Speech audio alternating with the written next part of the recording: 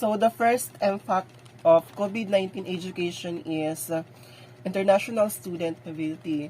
So when we say international student mobility from the world itself, international, it is all about global. So as of now, we are in a pandemic or we are in a lockdown. Being as students, nahihirapan tayo to access the information of our teachers if our teachers or classmates live in far-flung areas such as in other country. So what is really important here is that because of our cell phone, because cell phone is the most or it is a source of information, meaning to say that because of our phone, because of the apps indicated in our cell phone, we can communicate well. We can gain or we can attain information from our classmates through chatting or video presentation. Good day, sir. Good day, everyone. So, before I'm going to start my topic, I would like to introduce myself first. I am John Rix Emperani from Barangay Anito Gamay, Northern Samar. I am a third-year student taking BTB-TED. So right, for today's video, I'm going to explain or to discuss about the impact of COVID-19 in education or the importance itself. So, it is in this subject or in this video presentation is intended for our final term. So what I'm going to do is to discuss it through video presentation. Next is the loss of instructional time delivered in a school setting. So since we are not in a face-to-face class, so we are in a module class learning, what we're going to do is to accept the system given to us by the education or given to us by our secretary in CHED or in a DepEd. So number 2 is the problem here is the time conflict in delivering the modules for the students. So since you are in a far-flung areas, so you couldn't reach out the modules or you couldn't reach out the signals through using your cell phone and you couldn't not aware. Yes, of course. You couldn't not aware the time wherein the teachers give to your module. Then the instructional time delivered in a school setting, it is not really good right now since it is a pandemic. Kung baga, hindi mo muna makukuha yung yung module since wala kang cellphone or since hindi ka aware, since wala kang signal. So nagkakaroon dito ng loss of instructional time. Kung baga, yung sa pag-deliver ng module, hindi gaanong naibibigay talaga kasi nga wala dun sa plan. Kung baga sa school setting, hindi time to time naibibigay nila. So number 3 is the teacher preparedness to support digital learning.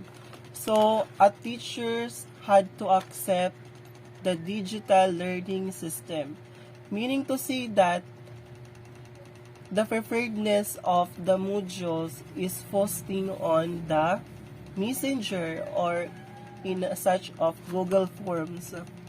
So I'm going to elaborate first the digital learning. So the digital learning of the students or the teacher first is the cell phone. So through using cell phone, we can communicate our teachers, supposed to be our peers, our classmates. We can post or we can send our projects, our requirements, our activities, or as well as the modules in such of sending in a Gmail. So as a teacher, what the teachers do is to prepare the modules. That is really important for the teachers. So number 4 is when and how to open schools.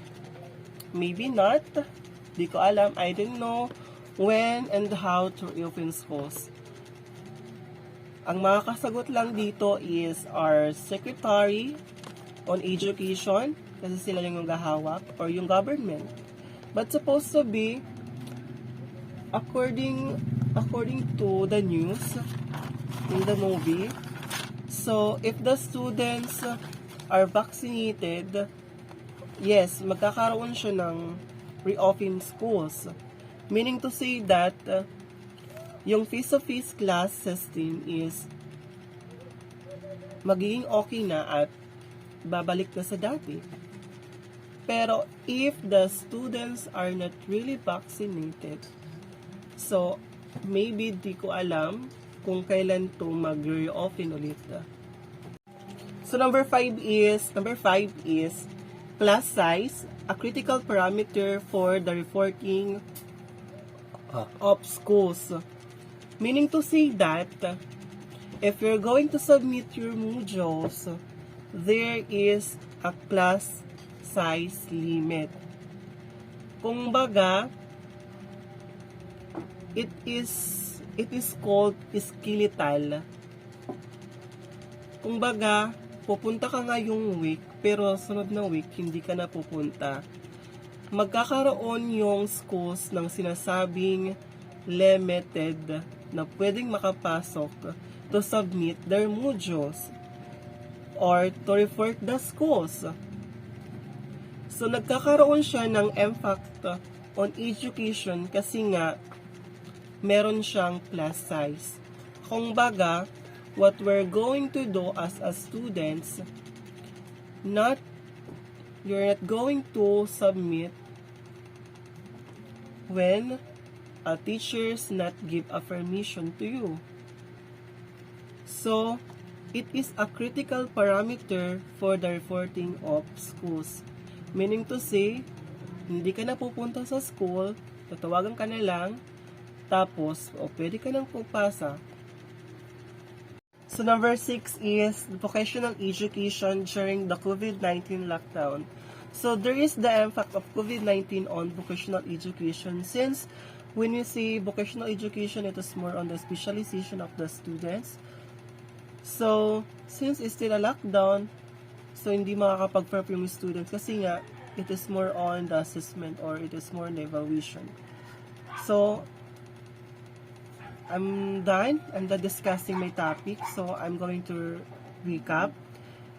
The impact of COVID-19 on education is, first is the international student mobility. So, as a students, you're not going to travel throughout the world. Second is the loss of instructional time delivered in school setting. So, there is a time conflict when delivering the module or the instructional materials for the students. Third is the teacher preparedness to support digital learning.